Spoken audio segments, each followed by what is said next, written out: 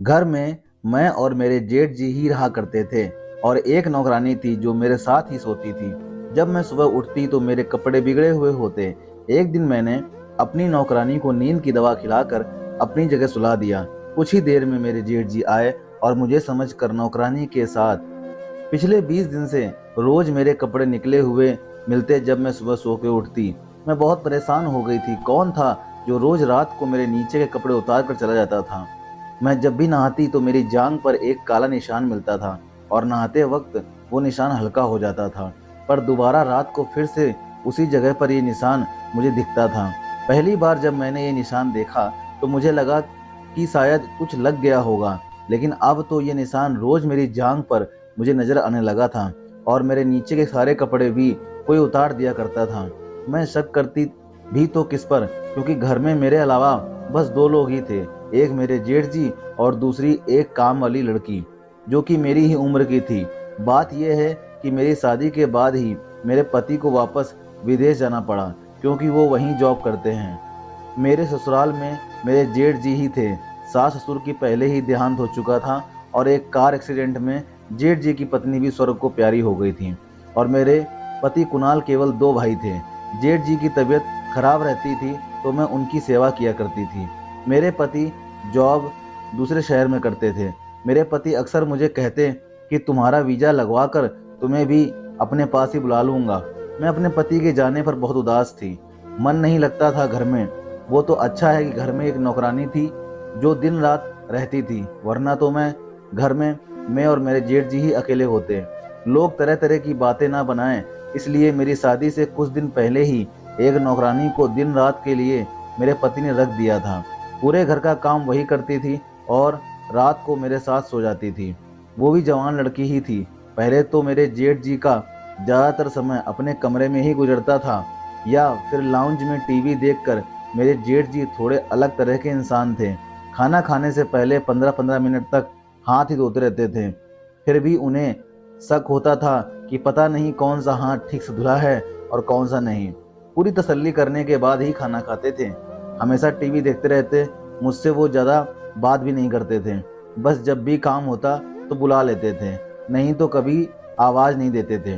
मैं पूरा दिन उस नौकरानी से घर के काम करवाती और साथ साथ बातें भी करती रहती थी। शुरू के 2 महीने तो ऐसे ही गुजर गए। कुणाल से भी मेरी हर 2-3 दिन पर बात होती थी। मैं हर बार उनसे अपना वीज़ा के बारे में ज़रूर पूछती, लेकिन वो यही कहते कि कोशिश कर रहा हूँ। जब कभी मैं नौकरानी से अपने जेठ जी के कमरे में सफाई करने को कहती तो वो नहीं करती थी। कहती थी, दीदी आप भी मेरे साथ चलो, मुझे अकेले बहुत डर लगता है। बार बार मुझसे कभी बैठकर चादर बदलवाते रहते हैं, कभी कभी कहीं झाड़ू लगवाते हैं, कभी कहीं और तो और कभी मेरे पिछवाड़े पर हाथ फेरते हैं, कभी मेरे सीने की तरफ देखते रहते हैं। उसकी बातें सुनकर मैं तो हंसने लगी। तो कहती, नहीं दीदी मुझे सच में उनसे डर लगता है, उनकी नज़रें अच्छी नहीं हैं। क्या आपको पता है, कल मुझे कहने लगे, इतनी गर्मी है मेरे कमरे में, मैं नहाने जा रहा हूँ, तुम चाहो तो दुपट्टा उतार कर काम कर लेना और हल्के कपड़े पहना करो ताकि अंदर गर्मी कम लगे। मुझे उसकी ये बात बहुत अजीब सी लगी, तो मैंने यह कहकर टाल दिया कि बेटी समझकर तुम्हारा ख्याल किया होगा। वो कहती, जाने भी दो दीदी, मैंने तरह तरह के लोगों को घरों में काम किया है, सभी नज़रों को अच्छी तरह से पहचानती हूँ मैं। ये बोलते हुए वो किचन में चली गई और मैं भी अपने काम में लग गई। लेकिन अब जो मेरे साथ हो रहा था वो कुछ अजीबोगरीब था। आखिर कौन था जो रोज रात को मेरे कपड़े, नीचे के कपड़े निकाल देता और मेरी जांघ पर काला रंग लगाता था और मुझे महसूस भी नहीं होता था। रात को मैं बहुत देर तक जागती रही। वो काम करने वाली लड़की मेरे ही कमरे में जमीन पर बिस्तर लगाकर सोती थी। रात के करीब 2 बज गए थे और मैं अब तक उठी ही थी ये देखने के लिए कि कौन ऐसा करता है, लेकिन फिर पता नहीं कब मुझे नींद आ गई। पूरा दिन घर के कामों की वजह से मैं भी इतना थक जाती थी कि पूरी रात मेरे लिए उठना बहुत मुश्किल था। एक दिन तो मेरे होश ही उड़ गए जब मैंने अपने जेठ जी को उंगली से किसी खाली कागज पर कुछ लाइनें खींचते हुए देखा। मैं तो उन्हें शाम की चाय देने के लिए गई थी, लेकिन जो कुछ देख चुकी थी वो मेरे होश उड़ाने के लिए काफ़ी था। जब उनकी मुझ पर नज़र पड़ी तो पहले तो मैं घबरा गई और मुझे देखते ही वो गुस्से से बोले, तुम बिना पूछे क्यों मेरे कमरे में आ जाती हो? क्या तुम्हें किसी ने यह तमीज़ नहीं सिखाई कि दरवाजे पर पूछकर इजाज़त लेते हैं? पहली बार उन्होंने मुझसे इस लहजे में बात की थी। मेरा तो रंग फीका हो गया था और मैं वापस पलट कर आ गई और सीधा अपने कमरे में आ गई। अब तो मेरे दिल की धड़कनों का यह आलम था कि जैसे सीने से दिल निकाल कर बाहर ही आ गया हो। मेरी जान का निशान और मेरे कपड़े का निकलना अब तो मेरे दिमाग में घूम रहा था। तो क्या वो निशान मेरे जेठ जी ने लगाए हैं? दिल ये मानने को तैयार ही नहीं था। वो तो मेरे भाई समान हैं। मैं ऐसा कैसे सोच सकती हूँ? लेकिन हकीकत थी कि मेरी जांघ पर जिस तरीके की स्याही का निशान होता था, मेरे जेठ जी भी उसी रंग की स्याही से कागज पर कुछ लकीरें खींच रहे थे। एक दिन मैं अपने कमरे से निकलकर किचन में गई तो मेरे जेठ जी नौकरानी के बिल्कुल पीछे खड़े थे और उसे निहार रहे थे। वो बड़े ही आराम से बर्तन धो रही थी उसके और वो उसके बहुत करीब थे। मुझे ये बात बहुत अजीब सी लगी। इसका मतलब कि नौकरानी उस दिन ठीक ही कह रही थी कि मेरे जेठ जी की नज़र और नीयत अच्छी नहीं है। मैं किचन में चली गई और मैंने अपने जेठ जी से कहा कि आप यहाँ क्या कर रहे हैं, क्योंकि मैंने उन्हें आज से पहले कभी किचन में नहीं देखा था। वो मेरी आवाज़ पर बुरी तरह से हड़बड़ाए। मुझे किचन में देखकर कुछ अलग सा व्यवहार करने लगे। इतने में मेरी आवाज़ पर वो नौकरानी भी बर्तन धोना छोड़कर मुझे देखने लगी।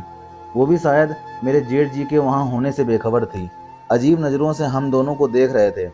वो मैंने नौकरानी को नज़रअंदाज किया और जेठ से किचन में आने की वजह पूछने लगी तो वो कहने लगे कि मैं इस नौकरानी की छुट्टी करवा दूंगा। ये झाड़ू लगाकर बिना हाथ धोए बर्तन धो रही है, इसके हाथ गंदे हैं। वो परेशान सी हो गई, कहने लगी, साहब क्यों झूठ बोल रहे हो? मैंने सबसे पहले हाथ धोए, उसके बाद ही किचन के बर्तनों को हाथ लगाया है। मेरे जेठ तो उस नौकरानी से बहस पर उतर आए, कहने लगे, तुम झूठ बोल रही हो। मेरे भाई के पैसे हराम के हैं क्या? तुम्हें तनख्वाह भी दूं और तुम झाड़ू वाले हाथों से बर्तन धोती हो?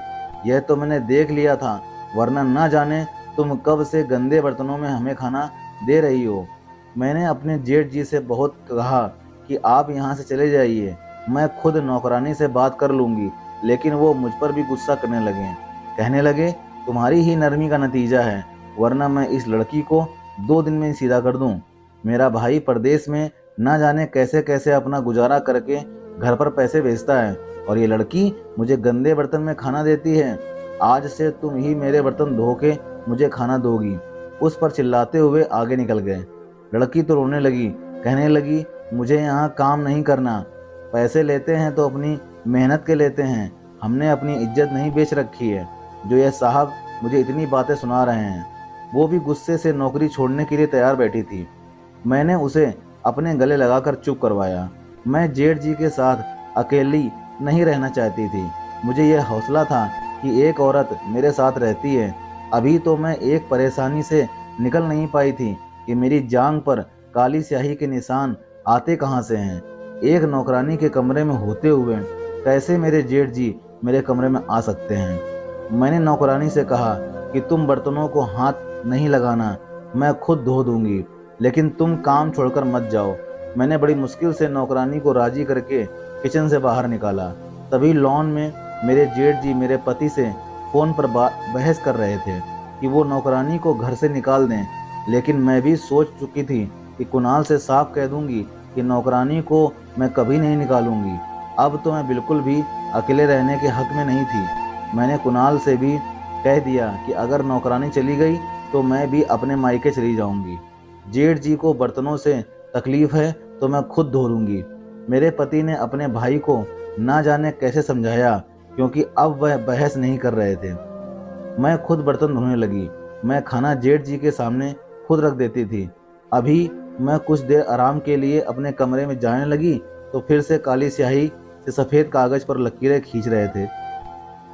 मुझे देखकर जल्दी से सब कुछ दराज में रख दिया और सीधे होकर बैठ गए। मैंने कहा, जेठ जी मैं सफाई कर दूं? तो कहने लगे, हाँ कर दो। मैंने उनके बेड की चादर बदली और झाड़ू लगाने लगी, लेकिन वह बार बार मुझे ही देख रहे थे। एक बार भी उन्होंने मुझसे नज़रें नहीं हटाई थीं। कभी मेरे सीने पर देखते, कभी पीछे की तरफ देखते, और अगर वो यूं ही देखते तो मैं कभी भी सुकून से काम नहीं कर सकती थी। मेरे हाथ भी घबराहट के मारे कांपने लगे। मैं बार बार दुपट्टे से अपना चेहरे पर आने वाले पसीने को पोंछ रही थी। साथ ही साथ कालीन पर झाड़ू भी लगा रही थी। मेरे जेठ जी कुर्सी से उठकर मेरे पास आ गए। वो मेरे सामने खड़े हो गए तो मुझे भी खड़ा होना पड़ा। वो एकदम मेरे सीने से लगकर खड़े हो गए।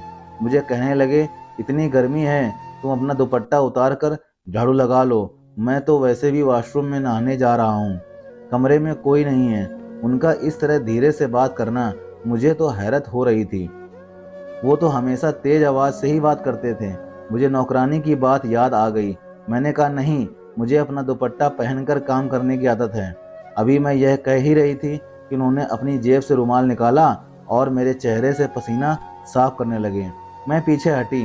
वो घबरा गए और फौरन वो अपने कमरे के वॉशरूम में चले गए।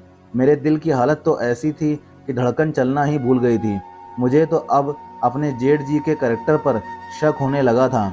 मैंने जल्दी जल्दी उनके कमरे की सफाई की और कमरे से बाहर निकल गई। पूरा दिन मैं परेशानी में थी। रही बात रात की, तो जब मैं नौकरानी के साथ अपने कमरे में आई तो वो जमीन पर अपना बिस्तर बिछाने लगी। मैंने कहा, जरा इधर आओ, मेरी बात सुनो। मैंने सोचा मुझे नौकरानी से सारी बात बतानी चाहिए। वो अपना बिस्तर छोड़कर मेरे पास आकर बैठ गई। मैंने उससे कहा कि तुम जो कुछ भी मेरे जेठ जी के बारे में कहती हो, मुझे भी वो सच लगने लगा है। फिर मैंने उससे यह भी बता दिया कि रोज मेरी जांघ पर काली स्याही का निशान होता है। यह बात सुनकर मुझे हैरत से फटी आंखों से देखने लगी। कहने लगी, दीदी, मुझे तो आपके जेठ पर पहले से ही शक है। मुझे तो लगता है कि वह आप पर कुछ गलत भी करते हैं। हमारे गांव में भी एक जेठ जी ने गलत करके अपनी बहू से शादी कर ली थी। उसका पति भी बाहर रहता था। नौकरानी की बात सुनकर मेरे होश उड़ गए। पहले तो साहब मुझे देखते रहते थे और अब मेरी जब भी उन पर नज़र पड़ती है तो वो आपको ही देख रहे होते हैं। मुझे भी निकालने के चक्कर में हैं, इसीलिए तो मैं बिना वजह मेरे हर काम में नुक्स निकालते हैं। मेरा जी तो यह सब सुनकर घबराने लगा था। मैं अपना कमरा लॉक करके सोने लगी थी। अब मेरे जांघ पर निशान भी नहीं होता था। अब तो मुझे यकीन होने लगा था कि रात को जरूर मेरे जेठ जी ही मेरे कमरे में आते हैं, शायद कोई गलत काम भी करते हैं। लेकिन ऐसा कैसे मुमकिन था? जब से मैंने कमरा बंद करना शुरू किया, मेरा जेठ जी मुझे घूर घूर कर देखने लगे, लेकिन मैंने परवाह नहीं की। कुछ दिन के बाद ही मेरे जेठ जी तो मुझ पर चिल्लाने लगे। कहने लगे कि तुम अपने कमरे का दरवाज़ा क्यों लॉक करती हो? मेरा भाई तुम्हें मेरी जिम्मेदारी पर छोड़ गया है। मुझे इस नौकरानी पर बिल्कुल भरोसा नहीं है, इसलिए खुद आकर बार बार कमरे में झांकता हूँ कि कहीं यह कुछ चुरा कर भाग ना जाए। मुझे तो अपने जेठ जी की बात का भरोसा नहीं था। मैंने रात को कुणाल से कह दिया कि मेरे वीज़ा का जल्द से जल्द बंदोबस्त करो, मुझे उनके पास जाना है। जो बात मुझे कुणाल ने बताई, यह सुनकर तो मुझे रोना आ गया। कहने लगे कि भाई ने मुझे तुम्हारा वीज़ा लगाने से सख्ती से मना कर दिया है। कहते हैं कि बहू को बाहर नहीं भेजूंगा। मैं ये सुनकर रोने लगी। मैंने कहा, कुणाल, मुझे यहाँ नहीं रहना था, तो आप वापस आ जाओ या मुझे अपने पास बुला लो। कहने लगे, बस 1 साल की बात है, मैं वापस आ जाऊंगा, 1 साल के लिए रह लो। मैं इस बात पर भी नहीं मानी थी, लेकिन कुणाल अपनी मजबूरियां बताने लगे। 1 साल के बाद उन्हें पैसा मिलने वाला है, अगर अभी आ गए तो नुकसान हो जाएगा। मुझे अपनी चिंता होने लगी थी कि ना जाने वह क्या चाहते थे। मैं तो अब सांस भी नहीं ले सकती थी। अब तो उन्होंने अपने सारे काम मुझसे करने शुरू कर दिए थे। जिससे जिस दौर से मैं गुजर रही थी वो मैं ही जानती थी। अब तो वह हर बात पर मुझे बुलाने लगे। मैं अपने कमरे में दोपहर को आराम कर रही होती तो एक हंगामा मचा देते। तुम्हें मेरी कोई फिक्र नहीं है? मुझे खाना देकर समझती हो कि तुम्हारी जिम्मेदारी पूरी हो गई है? मैं कुणाल से तुम्हारी शिकायत करूंगा। मैं उनके रोज रोज की बहस से तंग आ चुकी थी। मैंने कहा कि आप बताइए, मुझसे क्या काम है? मैं आपका कमरा खुद साफ करने लगी हूँ, आपके सारे काम करती हूँ, खाना चाहिए सब कुछ समय पर देती हूँ, इसके अलावा और क्या क्या जिम्मेदारी है? वह कहने लगी कि तुम मेरे पास बैठकर मुझसे बात ही नहीं करती, मुझे समय भी नहीं देती। यह मेरे लिए एक चौंकाने वाली बात थी कि मैं बैठकर उनके साथ बातें करूं। भला मैं उनसे क्या बात कर सकती थी? उन्हें खुद ही यह सोचना चाहिए था। ना ही उनका कोई दोस्त था कि वो घर से बाहर जाते या कोई दोस्त घर पे आए। गांव में भी उनके सख्त आवाज के चर्चे आम थे। लोग उनसे बात करने से पहले घबराते थे। इस बार मैंने उनकी बात से साफ इनकार कर दिया। मैंने कहा कि आपको मेरी शिकायत लगानी है, शौक से लगा दीजिए, लेकिन मैं आपके साथ बैठकर बातें नहीं कर सकती। एक बहू होने के नाते मैं जो कर सकती हूँ वो मैं कर रही हूँ। इससे ज़्यादा की उम्मीद आप मुझसे ना ही रखें तो बेहतर है। मेरी बात सुनकर वो और गुस्से से भड़क गए, लेकिन मुझसे कुछ नहीं बोले, अपने कमरे में वापस चले गए। नौकरानी भी वहीं खड़ी सारी बातें सुन रही थी। कहने लगी, दीदी आपने बिल्कुल ठीक किया है। भला अब कोई साहब की पत्नी थोड़ी ना है जो घंटों उनसे बातें करती रहेंगी। मुझे नौकरानी की बात सही लगी, मेरा भला चाहती थी वो। अब मुझे लग रहा था कि मुझसे नाराज हो गए हैं। कम से कम अब मुझे परेशान तो नहीं करेंगे। लेकिन जो मेरे साथ रात को हुआ, मैं तो बहुत डर गई। सुबह मेरी जांघ पर काले रंग का निशान फिर से लगा था और मेरे नीचे के कपड़े भी गायब। नौकरानी अब तक सोई पड़ी थी। मैंने उसे बताया तो कहने लगी, मेरा सर भारी है, मुझे नींद आ रही है। रात भर मुझे होश नहीं था कि कहाँ सोई हूँ। फिर कहने लगी, हाँ मुझे याद आया, रात को मेरे सर में हल्का सा दर्द था तो साहब ने मुझे एक सर दर्द की गोली दी थी। कहने लगे, यह खा लो, ठीक हो जाओगी। लेकिन ना जाने हुए आते ही मुझे होश ही नहीं रहा और मैं ये सोचने लगी कि इसने तो गोली खाई थी, लेकिन मैंने तो ऐसा कुछ नहीं खाया था। मुझे क्यों याद नहीं आता और फिर क्यों मेरे जांघ पर ये निशान होते हैं। अब मैं सोच चुकी थी कि चुप नहीं रहूंगी। मैंने रात को नौकरानी को एक नींद की गोली खिलाई और अपने बेड पर सुला दिया और खुद छुप गई। नौकरानी को मैं पहले ही बता चुकी थी कि वो मेरी मदद करने के लिए तैयार थी। मैं पर्दे के पीछे छुपी हुई थी। जब रात के 2 बजे मेरे जेठ जी मेरे कमरे में आए और मेरे बेड के करीब आने लगे। जैसे ही वो बेड के करीब पहुंचे, मैंने लाइट जला दी। मेरे जेठ जी उसी टाइम पीछे हट गए, मुझे अपने पीछे देखकर हैरान हो गए और कमरे से बाहर निकल गए। उसी समय वहां 2 आदमी घुस आए और मुझे और मेरे जेठ जी को रस्सियों से बांध दिया। दरअसल मेरी नौकरानी अपनी हवस का भूख मिटाने के लिए अपने चोर दोस्तों को रोज रात बुलाती थी। मेरे नीचे कपड़े भी वही उतार देती थी। ये तो अच्छा है कि मेरी इज्जत किसी ने नहीं लूटी। मेरे हाथ पीछे बंधे हुए थे, मेरी आंखों से तो बेबसी के आंसू निकल रहे थे। दूसरी कुर्सी पर मेरे जेठ जी बैठे थे, उन्हें भी रस्सियों से बांधा हुआ था। सामने 2 मर्द खड़े थे और मेरी अलमारी से सारा सोना निकाल रहे थे। वो नौकरानी उनके साथ खड़ी थी, सारा खेल उसी का रचाया हुआ था। वो कहने लगी कि वो तो कब का हर चीज से हाथ साफ कर चुकी होती, बस मेरा भरोसा जीतना चाहती थी। जानबूझकर उसने मेरे मन में जेठ जी के बारे में शक डाला था। मेरे जांग पर निशान भी वही लगाती थी और मेरे कपड़े भी निकाल देती थी ता, ताकि मुझे अपने जेठ जी पर ही शक हो। जेठ जी से मेरे खिलाफ बात करती थी कि आपकी बहू अच्छी नहीं है, आपको समय देने को तैयार नहीं है, इसलिए तो आपसे कोई बात नहीं करती। वो अच्छी तरह जानती थी कि मेरे जेठ जी कुछ वहमी हैं, इसलिए उनके सामने जानबूझकर झाड़ू वाले हाथों से बर्तन धोती थी। चाहती थी कि हम जेठ जी और बहू एक दूसरे से उलझते रहें और वो अपना काम करके निकल जाए और अय्याशी करते रहें।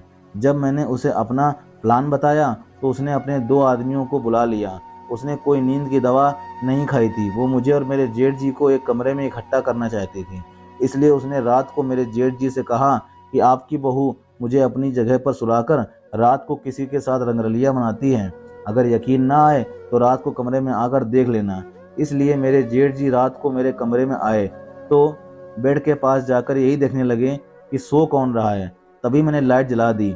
मुझे कमरे में देखकर वे वापस जाने लगे तो दरवाजे पर 2 मर्द खड़े थे, जिनके हाथ में तेज धार चाकू था। इन मर्दों के कमरे में दाखिल होते ही नौकरानी उठ खड़ी हुई और हम दोनों बहू और जेठ जी को रस्सियों से बांधकर सब कुछ चोरी करने लगी। अचानक से हुआ ये कि उसी दिन रात कुणाल वापस आ गए, हमें सरप्राइज देना चाहते थे।